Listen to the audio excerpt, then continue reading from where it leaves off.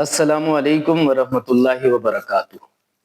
ناظرین، 12ویں صدی اپنے اختتام کو پہنچ چکی ہے اور اسلامی دنیا کی دو عظیم سلطنتیں آمنے سامنے مقابلے کے لیے تیار کھڑی۔ ایک ہے سلطنت غوری، جس کے سلطان شہاب الدین غوری ہندوستان کے اندر فتح کے جھنڈے گاڑ چکے ہیں اور تاریخ کے اندر اپنا نام سنہری حروف سے لکھوا چکے ہیں۔ اور دوسری ہے سلطنت خوارزم، جس کے سلطان کم عمر نوجوان ہیں۔ دنیا ان کو کمزور اور ناتجربہ کار سمجھتی ہے، لیکن وقت نے دنیا کے اندازوں کو غلط ثابت کر۔ یہ داستان ہے سن 1200 کی، جس وقت شہزادہ قطب الدین محمد نے ترشیز کا محاصرہ کیا ہوا تھا اور ان کے والد بھی ترشیز ہی کی طرف آ رہے تھے کہ راستے میں ان کی وفات ہوئی اور وہ خبر شہزادہ قطب الدین محمد تک پہنچی۔ ہمت و حوصلے کا پہاڑ بن کر اس غمناک خبر کو انہوں نے برداشت کیا، لیکن ترشیز کے محاصرے کو نہیں چھوڑا۔ والد کی وفات کے ٹھیک 1 مہینے کے بعد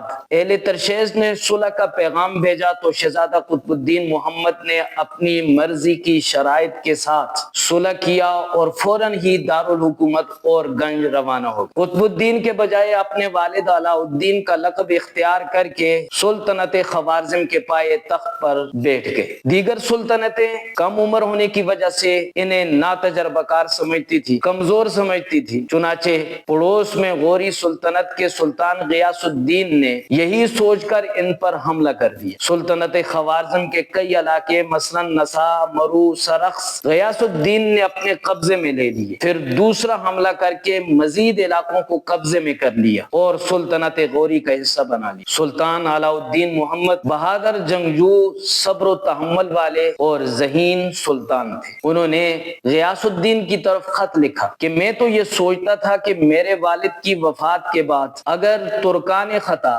جن کو قرا خطائیہ بھی کہا جاتا ہے، انہوں نے حملہ کیا تو آپ میرا ساتھ دیں گے، لیکن حیرت کا مقام ہے کہ آپ نے مجھی پر یلغار کر دی۔ یہ مردانگی کے خلاف ہے۔ اپنی فوجوں کو میرے علاقوں سے نکال لو، ورنہ میں قرا خطائیوں کے ساتھ صلح کرنے پر یا ان کی مدد حاصل کرنے پر مجبور ہو جاؤں۔ لیکن غیاث الدین غوری نے کوئی جواب نہ۔ سلطان علاء الدین محمد نے سیاسی چال چلتے ہوئے قرا خطائیوں کے ساتھ معاہدہ کیا اور خراج دینا تسلیم کیا۔ چنانچہ اس کے بعد شمشیر بکف ہو کے غیاث الدین کے لشکر کے خلاف میدان جنگ میں اتر پڑے۔ اور پھر کیا تھا، نہ رکنے والا جنگوں کا ایک سلسلہ تھا۔ آپس میں جنگیں جاری تھی کہ ادھر ہندوستان سے سلطان شہاب الدین غوری بھی واپس اپنے وطن پہنچتے ہیں۔ ان کے وطن پہنچتے ہی غوری لشکر کے حوصلے مزید بلند ہو گئے اور ان کو مزید تقویت حاصل ہو۔ کچھ ہی عرصہ گزرا تھا کہ غیاث الدین غوری وفات پا گئے۔ اب سلطان شہاب الدین غوری نے اس جنگ کی قیادت کرنا شروع کی جو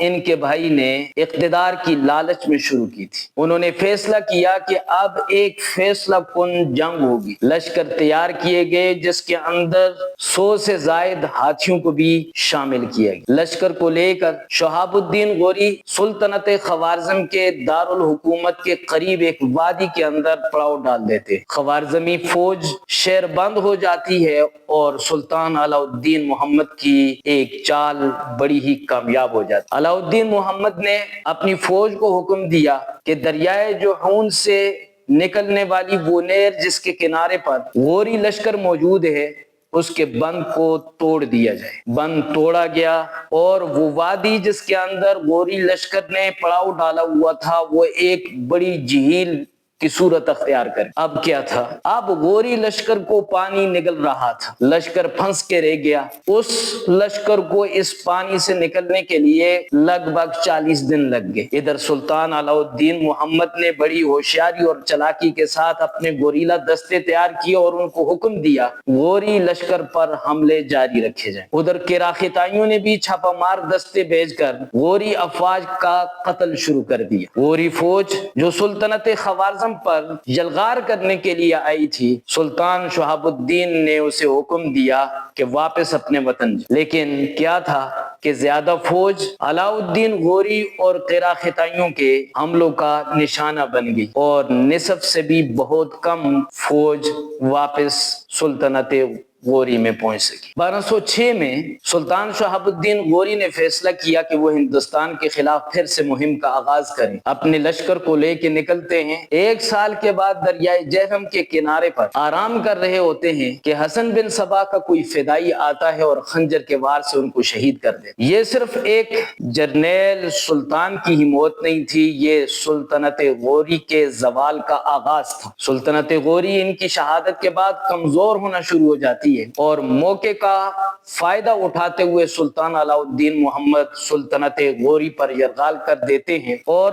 غوری سلطنت کے آخری سلطان سلطان غیاث الدین محمود کو قتل کر کے ہرات جیسا تاریخی شہر اور دیگر علاقوں کو سلطنت خوارزم میں شامل کر سلطنت غوری کو شکست ہو جاتی ہے۔ زیادہ تر حصوں پر سلطان علاء الدین محمد قابض ہو جاتے ہیں، حتیٰ کہ سلطنت خوارزم افغانستان سے پشاور اور پشاور سے دریائے سندھ کے کناروں تک پھیل جاتی ہے۔ سب سے بڑے دشمن کو سلطان علاء الدین محمد شکست تو دے دیتا ہے، لیکن کیا سلطان علاء الدین محمد کی یہ فتح اس کے لیے عروج کا سبب بنتی ہے یا ان کے زوال کی تمہید؟ سلطان علاء الدین محمد اپنے سب سے بڑے دشمن کو زیر کر چکا ہوتا ہے، سلطنت غوری کو ختم کر دیتا ہے اور اس کے بعد وہ اپنا رخ کرتا ہے ایک نئے محاذ کی طرف، ایک نئی جنگ کی طرف۔ آیا دنیا کے نقشے پر ابھرنے والا یہ نیا فاتح سلطان علاء الدین محمد اس نئے محاذ کے اندر فتح حاصل کرتا ہے یا شکست سے دوچار ہوتا ہے؟ انشاءاللہ اگلی ویڈیو میں آپ کو پوری تفصیل کے ساتھ آگاہ کر دیا جائے گا۔